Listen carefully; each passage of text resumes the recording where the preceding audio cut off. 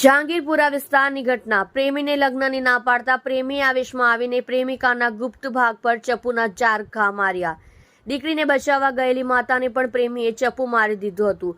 જહાંગીરપુરા પોલીસે યુવતીની ફરિયાદ લઈ પ્રેમી પ્રતિક મનોજ પટેલ સામે હત્યાની કોશિશનો ગુનો દાખલ કરી તેની ધરપકડ કરી છે. પ્રેમીએ પ્રેમિકાને ચપ્પુના ઘા માર્યા છે. શું છે ગુનાની હકીકત અને આરોપીની વિગત? એ કામે હકીકત એવી છે કે આ કામના જે ભોગ બનનાર ઈજા પામનાર બેન જે છે અને જે આરોપી પ્રતિક પટેલ કરીને છે એ બંને સોશિયલ મીડિયાના માધ્યમથી ઇન્સ્ટાગ્રામથી એકબીજાના પરિચયમાં આવેલા હતા અને એકબીજા વચ્ચે વાતચીત તો એમને એ ફોન પર વાતચીત કરતા હતા. દરમિયાનમાં આ બંને વચ્ચે આ જે ભોગ બનનાર જે છે એને આ છોકરા સાથે સંબંધ પસંદ ન હોય એને એની સાથે બોલવાનું અને કોઈ પણ બીજો કોઈ એની સાથે કોઈ વાતચીત કરવાનું બંધ કરી દીધેલું. જેથી આ કામે જે આરોપી પ્રતિક પટેલ છે એ ગઈ તારીખ 13/3/2024 ના રોજ સવારમાં એને ખબર હતી એમ કે આ ભોગ બનનાર જે છે ટ્યુશન ક્લાસીસમાં આટલા વાગે અહીંયાથી નીકળે છે, જેથી એ એની રાહ જોઈને ઊભો જ હતો એમ.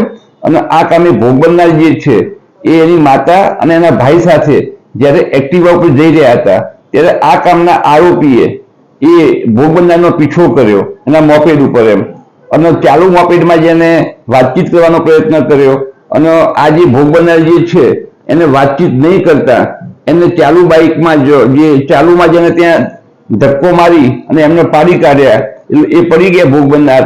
એટલે ભોગ બનનારનો આ કામના આરોપીએ એની સાથે જે સરી હતી એનાથી એને ઈજાઓ કરેલી એને. અને પછી એ વખતે એના માતા પણ વચ્ચે પડતા એના માતાને પણ પેટના ભાગે ઈજા થયેલી છે અને લોકો ભેગા થઈ જતા આ કામના આરોપી ભાગી ગયેલ. સર, આરોપીની અટક કરેલ છે કે બાકી છે? કઈ રીતનું છે આ કામના આરોપીને તાત્કાલિક પોલીસે તરત જ અટક કરી કાઢેલ છે અને હાલમાં પોલીસ કસ્ટડીમાં છે.